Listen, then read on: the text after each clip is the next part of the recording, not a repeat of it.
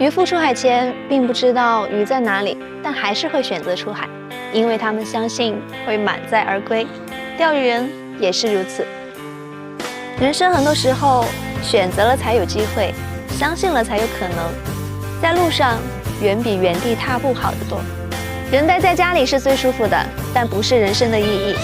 最美好的生活方式，莫过于和一群志同道合的人走在钓鱼的路上。